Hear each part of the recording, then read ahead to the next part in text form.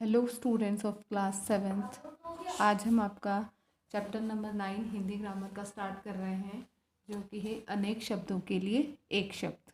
अनेक शब्दों के लिए एक शब्द कि अनेक शब्दों के स्थान पर अगर कोई एक शब्द प्रयुक्त होता है तो उसे हम कहते हैं अनेक शब्दों के लिए एक शब्द। जैसे कि अगर हम इसके एग्जाम्पल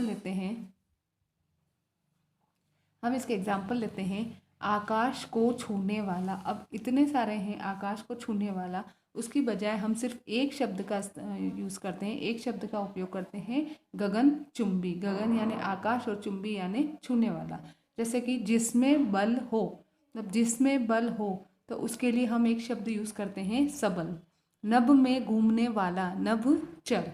तो इस तरीके से हम देखते हैं कि ये जो अनेक शब्दों के स्थान पर एक शब्द का प्रयोग करने से क्या होता है कि भाषा में संक्षिप्तता आती है, स्पष्टता आती है और सुंदरता आती है। यहाँ पर आपके कुछ एग्जाम्पल्स दिए हुए हैं, जैसे कि आपको क्या करना है, कॉपी में लिखना है। ठीक है, जैसे जहाँ पहुँचा न जा सके, अगम। एक शब्द क्या है उसके लिए, अगम। जिसका आरंभ न हो, अनादि। जानने की इच्छा रखने वाला, जिज्ञासु। पढ़े जाने योग्य, पठनीय। जिसने इंद्रियों को जीत लिया हो, जितेंद्रिय। बहुत दूर की देखने वाला, दूरदर्शी। जो जन्म से अंधा हो, जन्मांध।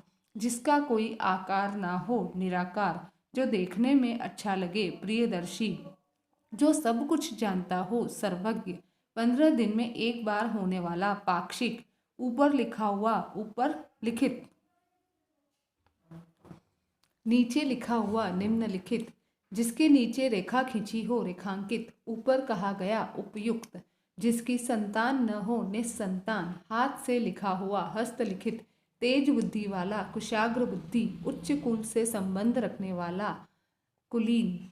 जो क्षमा के योग्य न हो, अक्षम्य। हित चाहने वाला, हितैषी। दूसरों का अच्छा चाहने वाला, शुभ चिंतक। जो पहले हो चुका हो, भूतपूर्व। कम खर्च करने वाला, मितव्ययी। अधिक खर्च करने वाला, खर्चीला। जो कम जानता हो, अल्पज्ञ। जो अधिक जानता हो, बहुज्ञ। मछली की तरह आंखों वाली, मीनाक्षी। जो जीता न जा सके, अज्ञेय। जिसकी उपमा न दी जा सके, अनुपम। जिसका कोई शत्रु न हो, अज्ञात शत्रु। जिसकी तुलना न की जा सके, अतुलनीय। चार भुजाओं वाला, चतुर्भुज। अंडे से जन्म लेने वाला, अंडज। जो कम खाता हो, अल्पाहारी। जो कानून के विरुद्ध हो, गैर कानूनी। इतिहास की जानकारी रखने वाला, इतिहासकार। जिसे प्राप्त करना आसान हो, सुलभ। जिसे प्राप्त करना कठिन हो, दुर्लभ।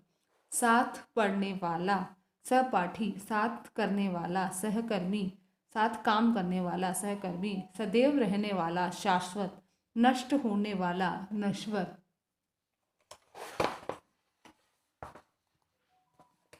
जीने की प्रबल इच्छा, जिजीविषा। जिसके पार देखा जा सके, पारदर्शी। रात में घूमने वाला, निशाचर। जिसकी पत्नी मर गई हो, विधुर। जिसका पति मर गया हो, विधवा। जो आंखों के सामने हो, प्रत्यक्ष। रात में घूमने वाला, निशाचर। घूमने वाला, चलने उड़ने वाला, है ना, तो इसके लिए क्या आता है, चर। ठीक है, चलने वाला, घूमने वाला, उड़ने वाला। उसके लिए जैसे कि आकाश में उड़ने वाला तो नभचर, वैसे ही रात को निशा कहते हैं तो घूमने वाला निशाचर। ठीक है, यहाँ पर आपके वाक्यांश दिए हुए हैं और उनके लिए एक शब्द यहाँ पर इधर दिया हुआ है। आपको क्या करना है, ये सारे अपनी कॉपी में राइट डाउन करने हैं। उसके बाद आप आइए यहाँ पर कि रंगीन छपे शब्दों के स्थान पर एक शब्द लिखकर दोबारा वाक्य बनाइए। जैसे कि यह संसार नष्ट होने वाला है, तो क्या लिखेंगे, वाक्य दोबारा ही लिखना है हमको। हम लिखेंगे यह संसार नश्वर है। क्या लिखेंगे, यह संसार नश्वर है। फिर है कृष तेज बुद्धि वाला बालक है, तो हम क्या लिखेंगे, तेज बुद्धि वाले को कहते हैं कुशाग्र। कृष कुशाग्र बालक है। सरिता कम खाती है, तो सरिता कम खाने वाले को क्या कहते हैं, अल्पाहारी। कम खाने वाले को क्या कहते हैं, अल्पाहारी। तो सरिता अल्पाहारी है। सुरेंद्र मेरे साथ काम करता है। तो सुरेंद्र साथ काम करने वाले को क्या कहते हैं? सहकर्मी। मेरा, मेरे का क्या हो जाएगा? मेरा सहकर्मी है। अच्छा, इन शब्दों के लिए उचित वाक्यांश लिखने। पाक्षिक 15 दिन में होने वाला।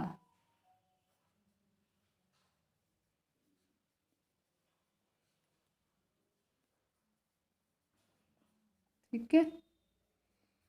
शाश्वत सदैव रहने वाला। शाश्वत सदैव रहने वाला। फिर क्या है आपका? हितैषी। हितैषी कौन होता है? हित चाहने वाला।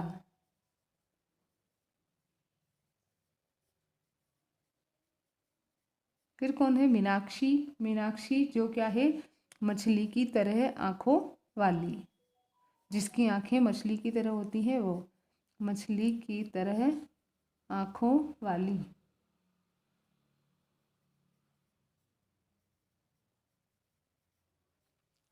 ठीक है, यहाँ पर मैं इसी में लिख रही हूँ, तो आपको भी यहीं पर क्या करना है? इसको लिख लेना है।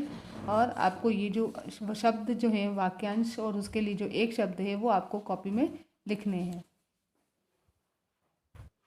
फिर है इन यहाँ पर अनेक शब्दों के लिए एक शब्द लिखना है कि जिसकी उपमा ना दी जा सके। जिसकी उपमा ना दी जा सके उसे हम क्या कहेंगे?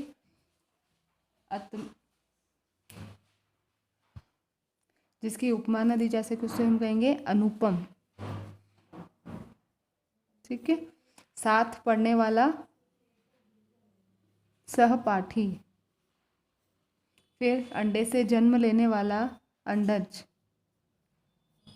जिसके नीचे रेखा खींची हो रेखांकित।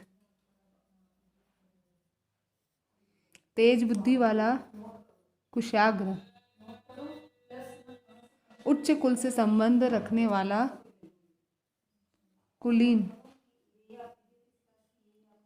और जिसकी पत्नी मर गई हो उसे हम कहते हैं विधुर।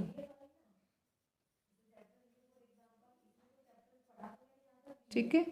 अब यहाँ पर आपका ये जो चैप्टर है ये ओवर होता है। आपको ये वाला जो वर्क है वो सारा बुक में ही कंप्लीट करना है। और पीछे यहाँ से नंबर 1 से लगाकर यहाँ 50 तक सारे के सारे आपको क्या करने हैं? ये सारे आपको कॉपी में लिखने हैं। ठीक है। आपको अलग से नहीं बताएंगे, मैं इसी वीडियो में बताया जा रहा है कि आपको कॉपी में क्या काम करना है। तो आप प्लीज़ उसको ध्यान से सुने।